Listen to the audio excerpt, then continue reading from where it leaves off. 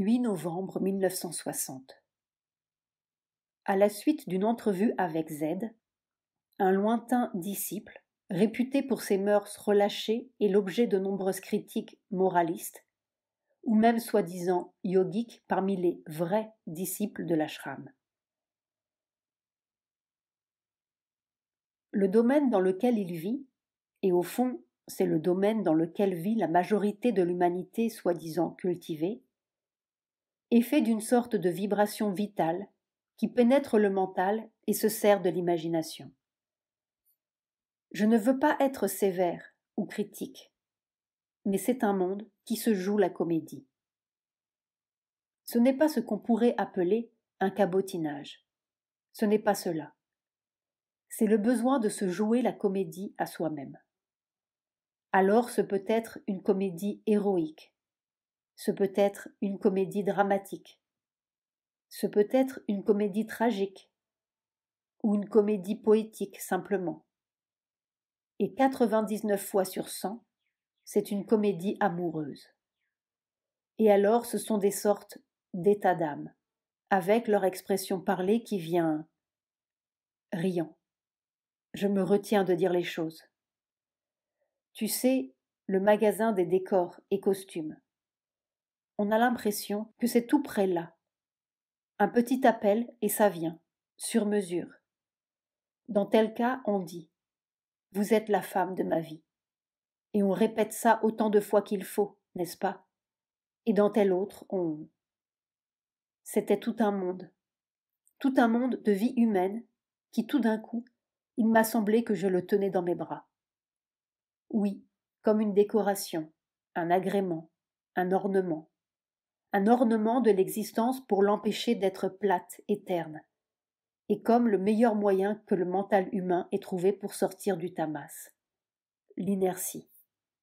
C'est une sorte d'artifice. Et alors, pour les gens sévères et graves, il y a 2 exemples ici, mais cela m'ennuie de donner les noms.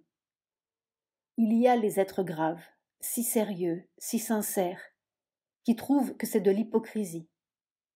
Et quand ça voisine certains, débordements du vital, ils appellent cela du vice. Il y a d'autres gens qui ont vécu toute leur vie dans une discipline yogique et religieuse. Ils regardent cela comme l'obstacle, l'illusion, la malpropreté. Mère fait le geste de repousser avec dégoût. Mais surtout, c'est cette illusion terrible qui vous empêche d'approcher le divin. J'ai vu les réactions de 2 personnes ici, justement. Et quand j'ai vu cela, je me suis dit, mais j'ai tellement senti que ça aussi c'est le divin, et que ça aussi, c'est une façon de sortir de quelque chose qui a eu sa place dans l'évolution, qui a encore sa place individuellement pour certains individus. Naturellement, si on reste là, on tourne toujours en rond. Ce sera toujours, pas éternellement, mais indéfiniment, la femme de ma vie, pour prendre cela comme symbole. Mais quand on en est sorti, on s'aperçoit que ça a eu sa place, son utilité, que ça vous a fait sortir d'une sorte de sagesse et d'une quiétude très animale, celle du troupeau, de l'être qui ne voit pas plus loin que sa vie de chaque jour. Il fallait cela. Il ne faut pas le condamner. Il ne faut pas employer de vilains mots. Le tort que l'on a, c'est d'y rester trop longtemps, parce que cela veut dire que si on passe sa vie là-dedans, eh bien, il vous en faudra encore beaucoup d'autres, probablement. Mais quand on a l'occasion d'en sortir, on peut regarder ça avec un sourire et dire « Au fond, oui, c'est cela. C'est l'amour du roman. On aime le roman, on veut le roman, il faut le roman. Autrement, on s'ennuie. Et puis, c'est très plat. » Tout cela m'est apparu hier. J'ai regardé Z plus d'une demi-heure, presque 3/4 d'heure. Il m'a dit des choses très intéressantes. Ce qu'il voulait me dire était très bien, et je l'ai beaucoup encouragé. Une action qui est tout à fait dans la ligne et qui sera très utile. Et un livre, malheureusement mélangé par l'influence de ce monde artificiel, mais au fond, on peut aussi se servir de ça comme d'un lien pour attirer les gens. Il a dû te parler de cela. Il veut écrire une sorte de dialogue pour introduire les idées de Sri Aurobindo. Une bonne idée. Comme les conversations des livres de J. Romain, dans Les hommes de bonne volonté, Jules Fanon et je ne sais plus qui. Il veut faire cela, et je lui ai dit que c'était une excellente idée.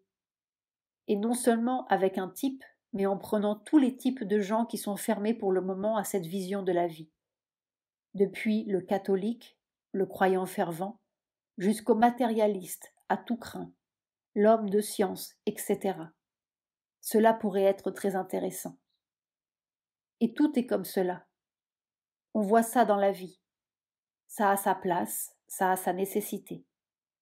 Cela m'a fait voir tout un courant de vie.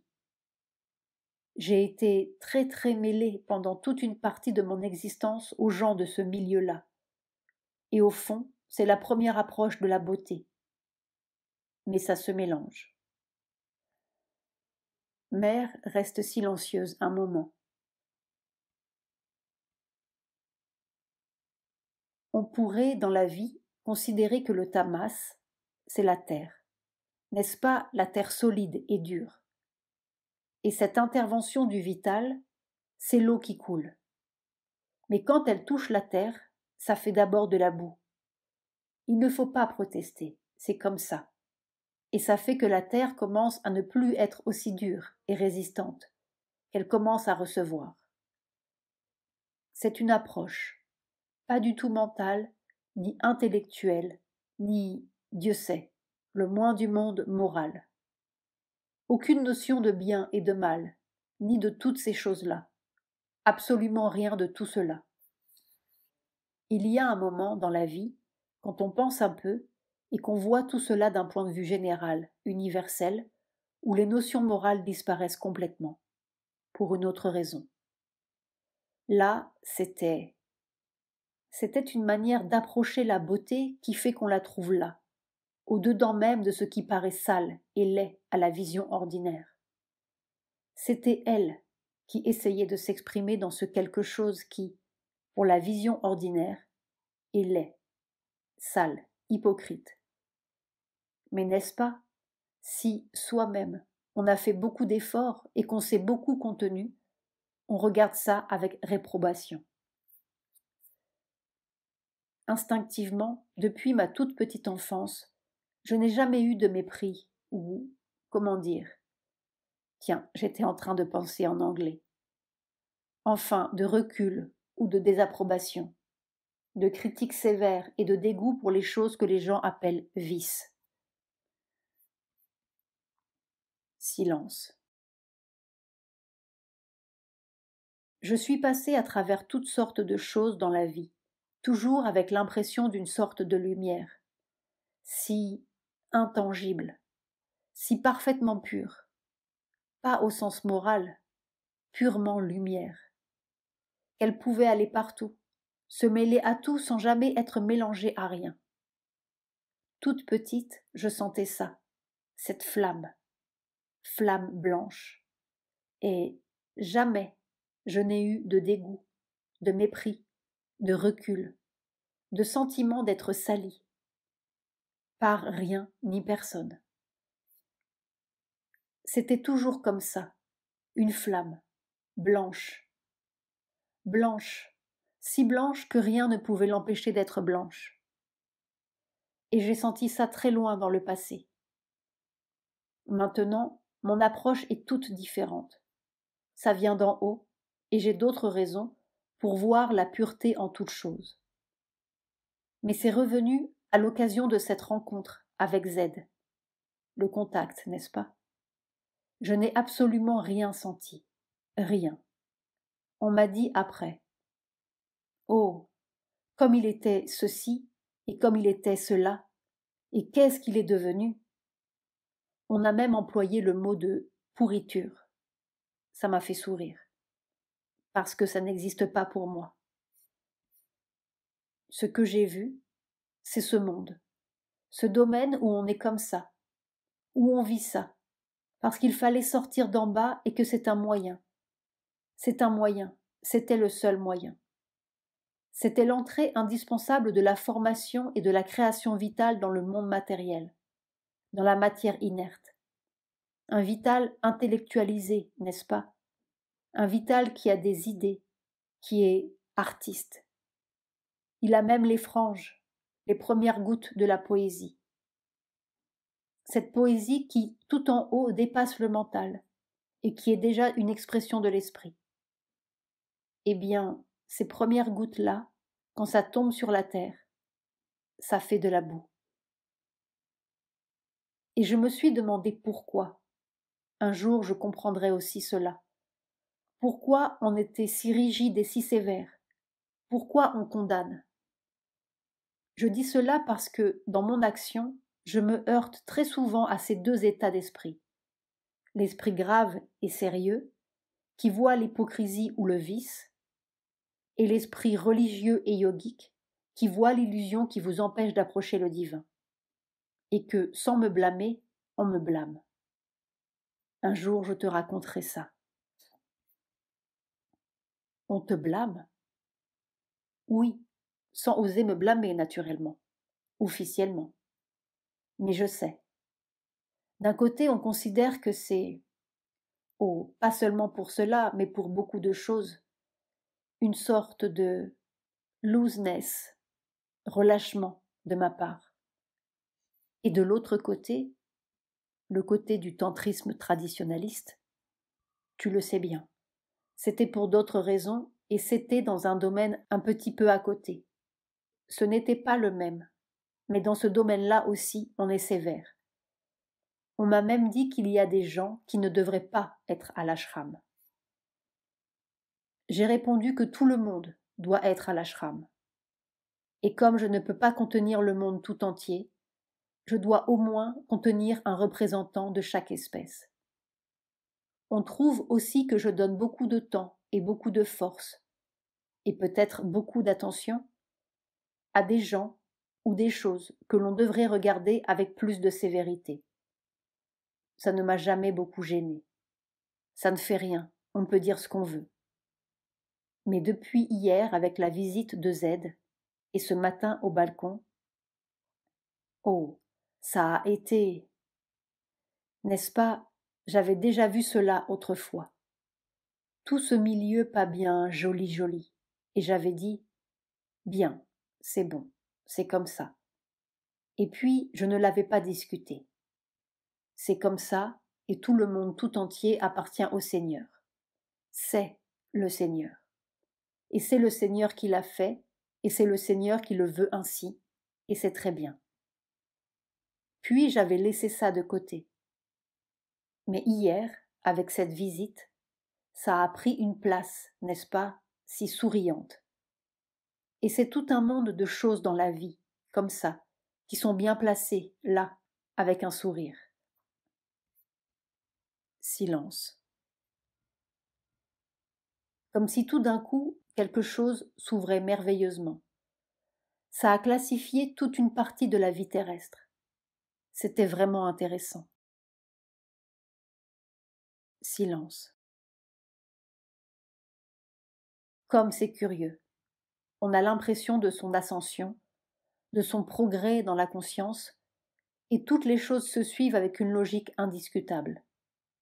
Les événements de la vie, les circonstances. On voit la volonté divine qui se déroule avec une logique merveilleuse. Et puis, de place en place, il y a un petit ensemble de circonstances, ou isolées, ou qui se répètent, et qui sont comme des accidents sur la route, qu'on ne s'explique pas. On les laisse de côté pour plus tard. Et il y en a qui ont une importance considérable, mais qui ne paraissent pas suivre cette ligne ascendante qui est celle de l'individualité présente. Et ce sont des choses comme cela, dispersées, parfois avec des rappels, parfois une fois seulement, et puis c'est fini. Et quand on passe à travers ça, on a l'impression. Ça, ce sont des choses mises de côté, pour plus tard. Et puis, tout d'un coup, surtout depuis ces 2 dernières années où je suis redescendue pour reprendre tout ça, tout d'un coup, l'un après l'autre, tous ces accidents reviennent. Mais ils ne suivent pas la même courbe. Ce n'est pas cela. C'est que tout d'un coup, on est arrivé à un certain état quelque part et à une certaine ampleur impersonnelle qui dépasse l'individualité de beaucoup, et que cet état nouveau entre en rapport avec l'un de ces accidents anciens qui est resté dans les plus profonds du subconscient. Ça le fait ressurgir. Les deux se rencontrent. Et c'est une explosion de lumière. Tout s'explique, tout se comprend, tout est clair. Il n'y a pas besoin d'explication. C'est évident. Ça, c'est une toute autre manière de comprendre. Ce n'est pas une ascension, ce n'est même pas une descente, ce n'est pas une inspiration. Ce doit être ce que Sri Aurobindo appelle la révélation. C'est la rencontre de cette notation subconsciente, de ce quelque chose qui est resté enfermé là-dedans, maintenu pour que ça ne se manifeste pas, et qui tout d'un coup jaillit et rencontre la lumière qui vient d'en haut. L'état de conscience très vaste qui n'exclut rien. Et il en jaillit une lumière. Oh, un éblouissement, comme une explication nouvelle du monde ou de cette partie du monde qui n'était pas expliquée. Ça, c'est la vraie manière de savoir. Ces choses-là sont comme des jalons sur la route ascendante. On va petit à petit, quelquefois péniblement, quelquefois joyeusement, ou avec un certain labeur qui prouve encore la présence de la personnalité, de l'individualité et de ses limitations. Ces entretiens, c'est plein de cela. Mais l'autre chose, c'est différent, tout à fait différent. L'autre chose, c'est une joie débordante. Non seulement la joie de savoir, mais la joie d'être. Une joie débordante. Quelque temps plus tard, revenant sur l'expérience qui vient d'être relatée, Mère a ajouté le commentaire suivant. C'est une expérience très intéressante. C'est un levier très puissant pour abolir le point de vue moral dans ce qu'il a d'étroit. Et c'est justement cela que je rencontre tout le temps chez les gens. N'est-ce pas, tous ces gens qui font un effort spirituel, ils m'amènent des tombereaux de moralité. Voilà, petit.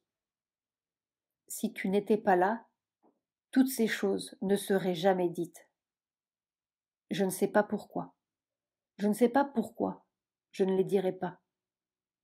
Je sais pourquoi je te l'ai dit. Ça, je t'ai déjà dit un mot là-dessus. Donner un hint, une allusion. Je t'ai dit, n'est-ce pas, qu'il y avait une raison. Oui, mais tu ne m'as pas dit laquelle.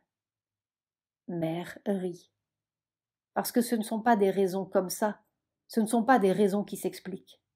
Non, c'est la même chose, c'est un contact.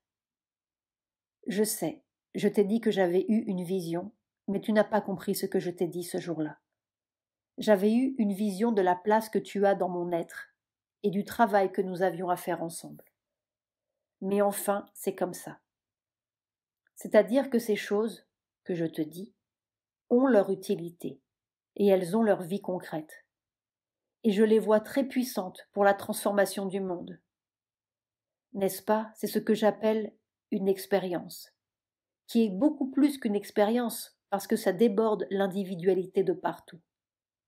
Et que ce soit dit ou que ce ne soit pas dit, c'est la même chose. L'action se fait. Mais le fait que ce soit dit, de le formuler ici, que ce soit gardé, c'est exclusivement pour toi, parce que tu étais fait pour ça, et que nous nous sommes rencontrés pour ça. Il n'y a pas besoin de beaucoup d'explications. Mais même Sri Aurobindo, je ne lui disais pas, parce que je ne pouvais pas lui perdre son temps et que je trouvais que c'était tout à fait inutile de l'embarrasser avec tout ça. Il m'est arrivé de lui dire. Je lui disais toujours quand j'avais des visions, des expériences la nuit. Ça, je lui racontais toujours. Et il s'en souvenait. Moi, j'oubliais. Le jour suivant, c'était tout parti. Lui se souvenait. Et alors, quelquefois, longtemps après, des années après, il me disait: Oh, oui, vous aviez vu ça à ce moment-là. Il se souvenait admirablement. Moi, j'avais déjà oublié. Mais c'étaient les seules choses que je lui disais. Et seulement quand je voyais que c'était d'une qualité très sûre, n'est-ce pas, très supérieure. Je ne l'ennuyais pas avec tout un fatras de mots. Mais autrement, même Nolini, qui comprend bien, le plus ancien disciple, je n'ai jamais, jamais senti même, ce n'est pas le besoin, mais même la possibilité. Voilà. Je ne veux pas te le dire d'une façon trop précise, t'expliquer, parce que ça n'a pas d'explication, ces choses-là. Je veux pas que tu le saches, pas que tu le penses, mais que tout d'un coup ça vienne, comme ça, comme le petit choc électrique intérieur, que tu le sentes. Ça viendra. On est bien plein d'épaisseur, tu sais. C'est ce mental qui est terrible. Il est embêtant. Pour avoir une expérience comme celle dont je t'ai parlé tout à l'heure, il faut lui dire: Allons, tais-toi. Allons, tais-toi, reste tranquille. Mais si on le laisse, et qu'on a le malheur de l'écouter, il gâte tout. C'est ça qu'il faut apprendre à faire. Mais l'effort ne sert pas à grand-chose, mon petit. C'est long silence.